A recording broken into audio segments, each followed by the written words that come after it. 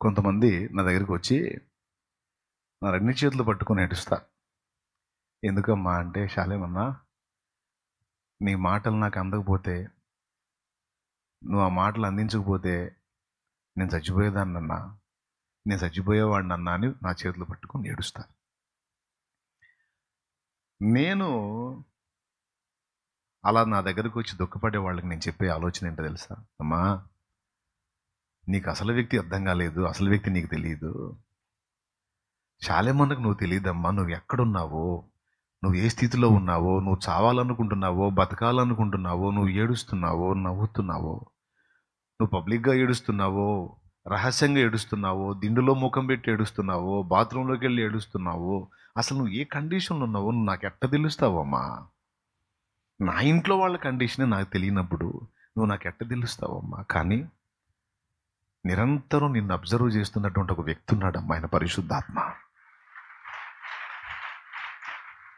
నువ్వు ఏ సమయంలో ఎలాంటి సన్నివేశానికి వెళ్తావో, ఎలాంటి సిచ్యువేషన్కి వెళ్తావో ఆయన ఎరిగి నీకు అవసరమైన మాట ముందే నా నుండి పలికించి అది ఆత్మీయ బిడ్డల ద్వారా వీడియోలుగా రూపాంతరపరిచి, లేదా ఇంకొక రకంగా ఆ పాట ద్వారానో మాట ద్వారానో ఏదో రకంగా రూపాంతరపరిచి చిన్న చిన్న ముక్కలుగా కట్ చేసి ఎక్కడో ఉన్న నీకు అది అందుబాటులోకి వచ్చేటట్టు చేసి, నువ్వు ఓపెన్ చేయగానే నీకు అదే వచ్చేటట్టు చేసి, ఆ మాటతో డైరెక్ట్గా నీతో మాట్లాడి నీ హృదయాన్ని ఆదరించి ఇంత వర్క్ చేసింది ఆయనేనమ్మా, పరిశుద్ధాత్మ.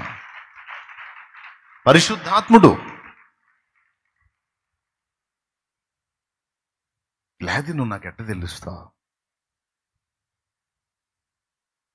శాలేమన్ అనేవాడు నీకు తెలిసి ఉండొచ్చు, ఎవరో చెప్తే, కానీ నువ్వు అసలు నాకు తెలియదు కదా, తెలిసే ఛాన్సే లేదు కదా.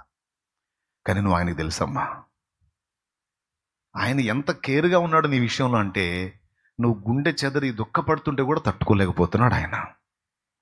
నువ్వు ఏడుస్తుంటే ఓర్చుకోలేకపోతున్నాడు ఆయన. నువ్వు భయపడుతుంటే ఓర్చుకోలేకపోతున్నాడు. కొన్నిసార్లు నువ్వు భయపడ్డప్పుడు నీకు వాక్యం వచ్చింది, పిరిగి పందా ఎందుకు భయపడుతున్నావు? అది శాలేమన్నా మాట్లాడారు నువ్వు అనుకుంటున్నావు, పలికించింది ఆయన.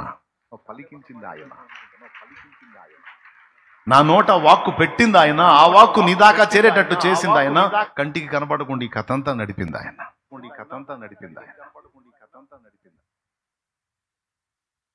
నాదెంలో ఒక బ్రదరు పురుగు మందు డబ్బా పొలంలో పెట్టుకొని చెట్టు కింద కూర్చున్నాడంట తాగటానికి.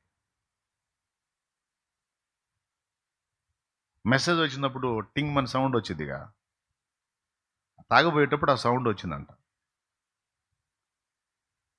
ఓపెన్ చేశాడు, షార్ట్ మెసేజ్ వెళ్ళింది. నిన్ను ప్రేమించి నీ కోసం చనిపోయిన వాడు ఉండగా నువ్వెందుకు చావాలనుకుంటున్నావు పిచ్చోడానేమా? ఎవరికైనా ఏమనిపించదండి? అది ఒకసారి 2 సార్లు జరిగింది అతనికి. వాళ్ళమ్మ విశ్వాసం అంట, ఆయన అన్యుడు, ఆయన విగ్రహారాధికుడు, వాళ్ళమ్మ విశ్వాసం. ఆయన నా ఆ వీడియో చూపించి, ఆ ఫోటో చూపించి, ఈయనకు నా గురించి ఎందుకు చెప్పావు నువ్వు అన్నాడంట. నీ గురించి నేను చెప్పటం ఏందిరా, ఆయన నాకు కూడా తెలియదు, ఈయన చిలకలూరుపేటలో ఉంటాడంట ఆయన పాస్టర్ గారు, నేను చూద్దాం అనుకున్నా చాలాసార్లు, నాకు తెలియదు అయ్యా, నేను బాగా ఇంతవరకు ఆయన కలవలేదు, కలిస్తే కదా నీ గురించి చెప్పటానికి, కలవలేదు, అసలు మనిషినే కలవలేదు నేను. మరి ఏనేది న్యాయమిడి పడ్డాడు, ఏనేది న్యాయమిడి పడ్డాడింది, అసలు నేనేం చేసుకుంటే ఆయనకి ఎందుకు అని గొడవ వేసుకున్నాడంట.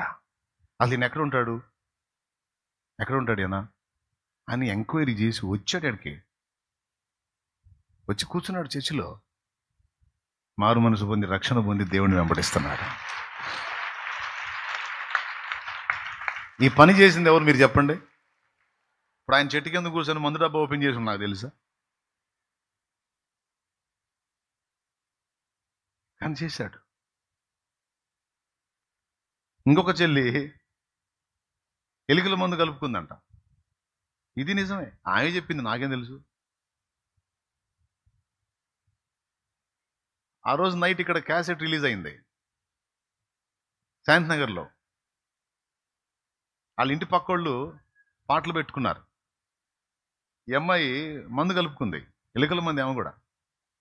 అది ఒక్కటే చీప్గా దొరికేది. తాగటానికి ఉపక్రమించగానే పాట స్టార్ట్ అయిందండి. అవసరాన్ని బట్టి అగ్ని వంటి శ్రమలు కలుగుచున్నవని తెలిసి కలత చెందబోకు. పిలిచిన దేవుడు నమ్మదగినవాడు, శోధనలో నిన్ను విడిచిపెట్టిపోడు. కంటి పాపల తోడుండి నిన్ను కాచుకుంటాడు, కన్న తండ్రిలా తోడుండి నిన్ను ఆదుకుంటాడు. నమ్ము నేస్తమా, ఇది సత్యం,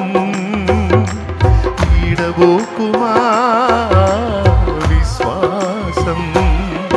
నీ ఆశ నిరాశ కానే కాదు, వేదన ఎందుకు? నీ కన్నీరు కలకాలముండదు, కలతే చెందకు. నీ ఆశ నిరాశ కానే కాదు, వేదన ఎందుకు? నీ కన్నీరు కలకాలముండదు, కలతే చెందకు. ఒకసారి ఆలోచించండి, ఆ అమ్మాయి ఆ కండిషన్లో ఉందని నాకు తెలుసా. నైట్ క్యాసెట్ కూటం జరిగింది, పెద్ద కూటం జరిగింది, క్యాసెట్ రిలీజ్ అయింది, అయిపోయి అదంతా పనులన్నీ అయిపోయి నేనేడో అడ్డం పడి నిద్రపోతున్నాను. నేను నాకు ఆ పదాలు ఇచ్చింది ఆయన, ఆ పాట నా చేత పాడించింది ఆయన, ఆ పాట ఆ ఇంటోళ్ళు తీసుకెళ్లేటట్టు చేసింది ఆయన, ఆ పక్కింటి బిడ్డ చావకుండా ఆ క్షణాన ఆ పాటను ఉపయోగించి కాపాడింది ఆయన. ఈరోజు ఆ బిడ్డ బలపడి దేవుని రక్షణలోనికి వచ్చి ఆ బిడ్డ ద్వారా ఒక ప్రాంతంలో ఒక సంఘమే కట్టబట్టడానికి ఆమెను వాడుకున్నాడు దేవుడు. ఇది నిజం.